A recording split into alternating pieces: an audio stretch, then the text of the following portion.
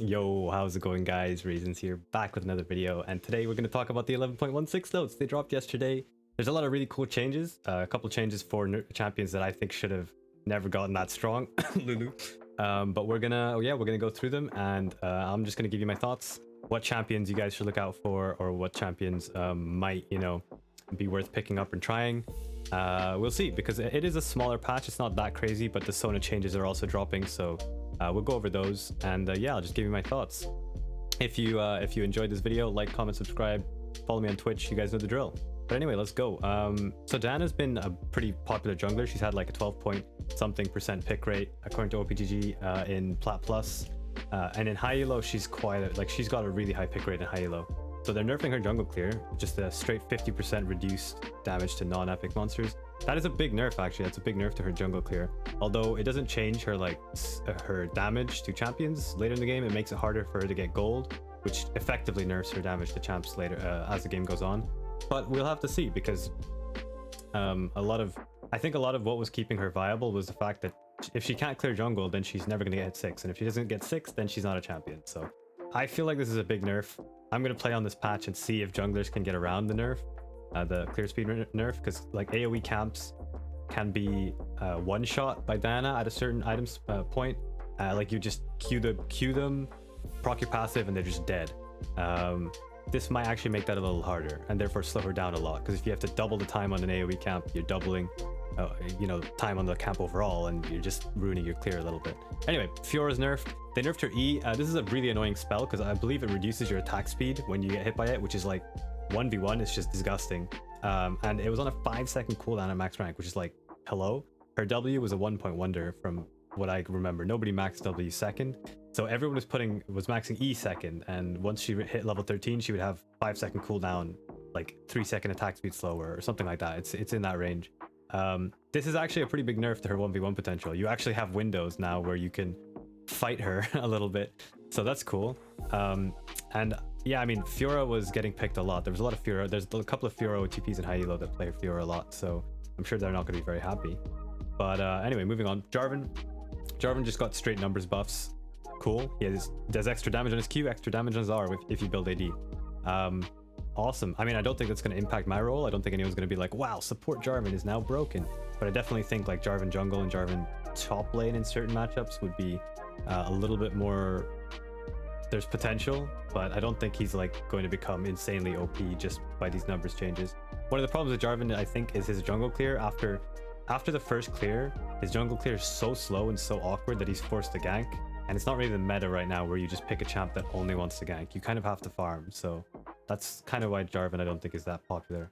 But if the meta comes back round where you can just perma gank, then I think Jarvan's going to be number one, like on the list of tank / like off tank junglers who can just 24/7 ram you up the butthole every time they want to gank a lane. They'll just keep ganking mid if you have no flash, so enjoy. Anyway, Jhin. They're buffing Jhin. Cool, I love Jhin. Jhin is like one of my favorite AD carries to watch and to play, so super awesome. They're just giving him more damage on his W, more damage on his R. Well, technically speaking, it's not more damage on his R, it's just they're reducing the minimum damage, so I guess further, like, not further away, but if the target is higher HP, it'll still deal a little bit of damage. It'll deal a little bit more damage, I should say. So that's cool. I don't think it's going to make Jhin that viable. This is a tiny buff. This is 10 damage to an ability which you don't max first. Like, yeah, I mean, these are very kind of tiny little buffs. I don't think it's going to change the bot lane meta or anything like that. Now, Karma nerfs, I shouldn't call them nerfs. Karma changes are pretty huge. They're pretty huge. So you should pay attention to this if you are, well, actually, if you play League at all, because you've probably lost games to this champion just 1v9 shielding her team and carrying. So they removed this thing where she can auto attack to reduce her mantra cooldown, whatever. Late game, that was never really used, but they buffed pretty drastically how much CDR she gets on her passive from hitting your abilities. So now you can chain your abilities together if you hit them properly, which is kind of cool. It's kind of like an Ezreal passive in that, like, you can spam abilities and you get 5 seconds cooldown reduction, which is like on your mantra, which is crazy. Like, you're gonna get your mantra cooldown like very quickly if you hit your Qs. That's just interesting to note. They nerfed her early game Q damage, but you max that usually you put a decent amount of points into it. But they still nerfed it, and that's still a big deal. They nerfed the, well, I guess you could say buffed the cooldown later game. Like, it's 5 seconds on the new patch, and it was 6 seconds previously at level 5. However, early game, they gave it a second extra cooldown. So in like level 1 to level 3, it is worse. It is a worse ability, just objectively. But later in the game, it's much stronger. So it looks like they're trying to push Karma to the late game stage instead of the early mid game, which is a bit strange. Because I always thought Karma's style was like the early mid game pressure wave clear champ.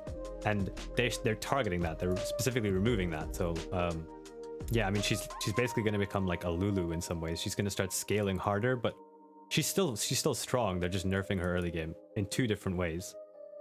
But they did buff her mantra Q. So like, cool, she gets a little bit of damage back. This is a really big change. This one is a really big one. So they have buffed her shield late game, which I looked at and I was like, what? They gave her 20 extra shield at level 5, which is already like, whew, okay. However, they did nerf the move speed section of it, which I think is a smart idea, because part of the reason why Karma's shields were so obnoxious was she would just crap them out, and you would have the enemy team running at you every 15 to 20 seconds with like 30 to 40%. It was a 60% move speed buff. Like, they would just every 15 to 20 seconds they would have that ready. That is really obnoxious. So they nerfed it, and they made it so that the main target gets 40% move speed now, always.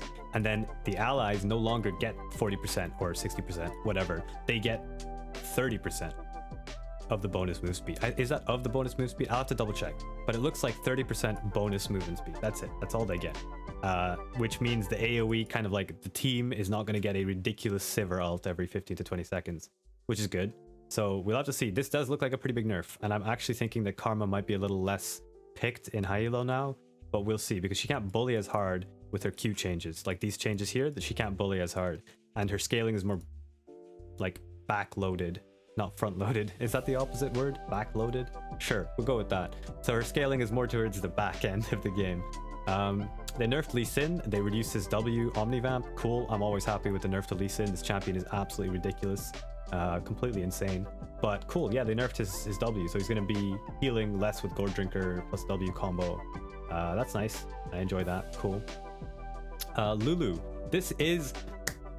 Holy moly. This is the best change they've done on this patch, because I think Lulu is just permabanned in high elo. I just never see this champ. It's like 100% ban rate. Nobody wants to play against this champ, and when it's open, nobody wants to like see it, so they just dodge pretty much. This champion is absolutely nuts. They nerfed its W cooldown. Actually, I said it's her. Is it a her? I don't know. I'm gonna call it it. They nerfed its W cooldown by 1 second.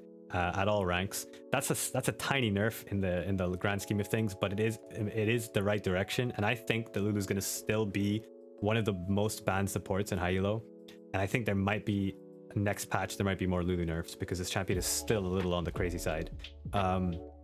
And they nerfed her R cooldown in the first 2 levels. Now you might think, oh well, once you get to level 3 it's the same thing, right? But in the first 2 levels you're a support, that's where you spend most of the game. So they did nerf her R cooldown in like by 10 seconds and then 5 seconds at level 1 and level 2, but like it's not that much. It's a small nerf. I feel like they're scared of pissing off Lulu mains, because there seem to be a lot of people who like Lulu, but I'll be honest, I don't I don't want to play against Lulu, because the play style and the play pattern is really annoying as a tank player. It's just very, very annoying to deal with. But they are nerfing her for good reason, because she's insane in high elo, like absolutely insane. Anyway, Maokai is being changed. So they look like, so they're buffing his passive heal, and then they're nerfing his E. And there was a line in here, I was like, wait, what? So top Maokai has been struggling to stay in lane even, and then they said support Mao and his saplings have been causing a commotion in the bot lane, and I was like, huh? They've been causing, like, what? I haven't seen a single Maokai. So I have to scroll up here real quick and then hover over the Maokai, but they don't tell me what elos they're bouncing the nerfs around, sorry, the buffs around. They just call this a Maokai buff, but it's actually a nerf to his E. So like, they're saying that Maokai's been causing a commotion, and I was like, in what level? Is he being played in like mid elo, average elo, low elo? I don't know where he's being played, but I don't see this guy. But apparently his E max AP build was causing problems. So okay, fair enough, they nerfed it. Whatever, I'll take it. Nunu changes. Now, this is actually, I saw a tweet that was suggesting top lane Nunu, and I looked at the changes again for the second time after the tweet, and I was like, wait a minute, is that actually a thing?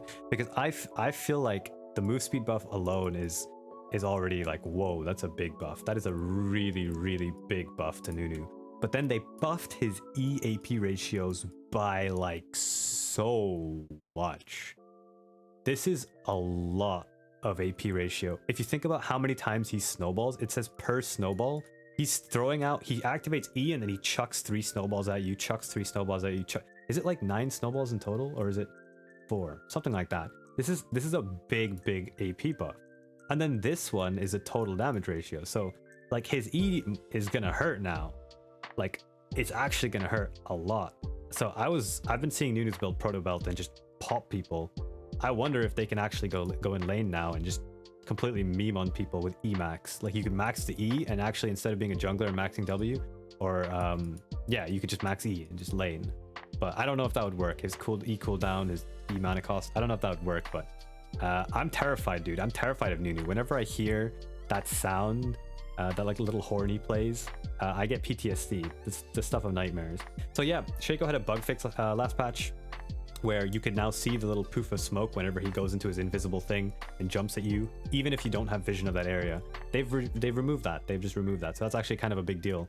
Shaco's, you know, you won't be able to do that anymore. So feels bad, man. But I haven't seen that many Shacos in Halo. But still, kind of annoying because he's going to go back to being turbo invisible. But it is what it is. Sivir has been buffed. They've just given her W a bit of damage ratio. Cool. I think she's going to need a little more than that to actually be viable, but still, it's a pretty nice damage ratio. So, I mean, it is what it is. And then the Sona changes. This is something which, I'll be honest, I'm not going to just sit here and speculate, because, I mean, I could be wrong. I have no idea what kind of, like, strength Sona is going to be released at, because I haven't haven't spoken to any Sona players recently. So, yeah, I'm not sure what Schubart's saying. I'm not sure what, like, you know, those really good Sona players. There's another challenger Sona player I forgot the name of. Not sure what they're thinking, but Sona basically has a different passive. So she basically gains stacks. She's a stacking champ now. She gains stacks, and they reduce her non-ultimate abilities. Basically CDR for her non-ultimate abilities. That isn't basically what it is. That is what it is. And then after that, she starts to basically, instead of getting stacks, she reduces her ultimate cooldown by 1.5 seconds, which is like, whoa, okay, that's kind of insane. If that works the way I think it works. And then, yeah, I mean, and then they just changed a bunch of her mana costs. They nerfed pretty much all of her mana costs because of her passive change. And yeah, I mean, it is what it is. That's the Sona change. So we'll have to see if that actually makes her like playable for most players, because she's playable for the Sona 1 tricks. I don't know if it'll make her playable for all the Sona 1 tricks or all the future Sona players. That's what I was trying to say. Anyway, we'll see. I'm gonna leave my judgment out for people who play Sona. Tom Kench, they nerfed his passive. They nerfed his healing on his Q. Cool. His champion is kind of oppressive in the top lane. I've seen a bunch of frogs just licking my top laners to death, and yeah, he was a little bit on the stronger side in terms of DPS, which is weird because, you know, I wouldn't want him to be dealing a lot of damage. I would like him to be more of like, because his ultimate is essentially a utility ultimate.